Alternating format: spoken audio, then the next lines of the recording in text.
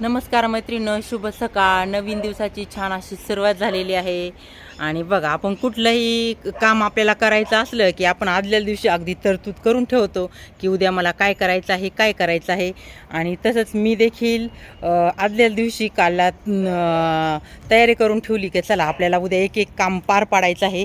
तर म्हटलं काय काम करायचं आहे, तर आपल्या अंगणामध्ये मैत्रिणींनो 7-8 दिवसापासून गोंडे वाळत होते कांद्याचं बी करण्यासाठी.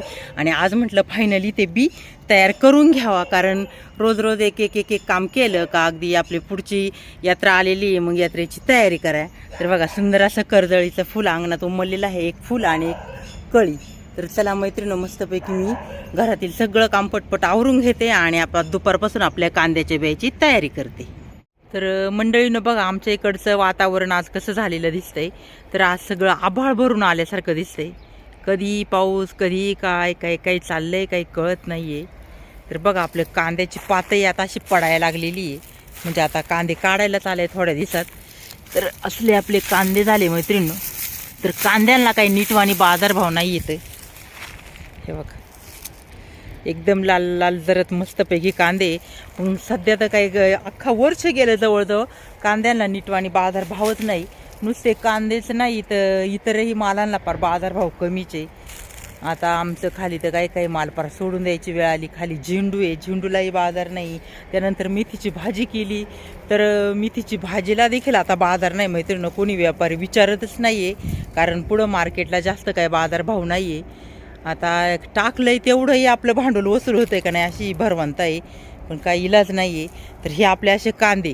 आणि तरी देखील शेतकऱ्याची मैत्रिणींनो पुढच्या वर्षाची तयारी असती, ती म्हणजे आता गोंडे काढून आणल्यात आणि ते गोंडे मला कुटून घ्यायचे आणि बी तयार करायचं आहे, म्हणजे ती पुढच्या वर्षाची बियाची तयारी. तर चला, आपल्या इकडं बघा शेडमध्ये बी मी ठेवले. आता आभाळ आलंय, म्हटलं परत पाण्या पावसाने भिजून जाण्यापेक्षा आपलं ते बियाचे गोंडे कुटून घ्यावा आणि बी तयार करावा. हे बघा, इकडं शेडमध्ये टाकले. आता हे असं सगळं बी मी आता मुगरीनं कुटून घेणार आहे आणि तयार करणार आहे. इकडं आपल्या बघा सऱ्याचं झाकीचं मस्तपैकी आता दुपारचं वेळ झाली, खायचं काम चाललेलं आहे कुटी. आणि इकडं आपला डुग्गू. डुग्गू, काय चाललंय तुझं? दर खा, कांदे खाऊ नको, पात खा कांद्याची फक्त. बघा डुग्गू आपला, त्याला कांद्याची पात देते, कांदाच खायला लागलाय. तर आपला डुग्गू काय कांद्याची पात खात नाहीये.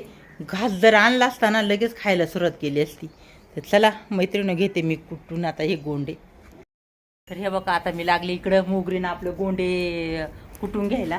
तर लई रखड राहती मैत्रिणीनो, सगळं पार हे आता बडवायचं गोंडे, त्यानंतर सगळं उपणायचं, सगळं भूत होतं याचं, सगळं अंगावरती याची भुशी उडती. पण काही इलाज नाही, आता करणं तर गरजेचंच आहे. तर चला, आता असं कुटून मी याचं बी तयार करणार आहे आणि कसं बी होते ते मैत्रिणी मी तुम्हाला दाखवते. तेव्हा कसं असं चुरगळते हातावर.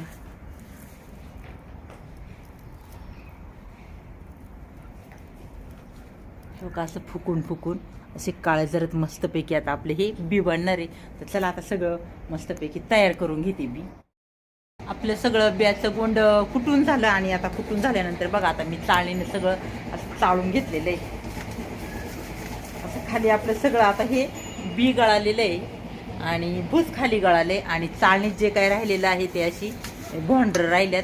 तर हे एवढं इकडं कॅरेटमध्ये काढून ठेवलेत, एवढी घोंडरं निघल्यात मैत्रिणींनो. आणि आता आपलं हे बी आता उपणायचं, उपडल्यानंतर भूस असं उडून जाणार आणि बी राहणार शिल्लक. तर चला, आता मी सगळं पटकन तयार करून घेते.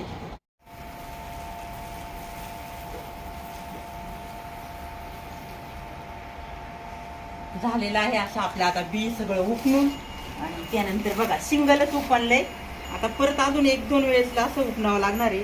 आपलं काळं भोर एकदम मस्तपैकी कांद्याचं बी पुढच्या वर्षाची तयारी झालेली आहे. आता परत 1-2दा चांगलं उपणून घेणार आहे.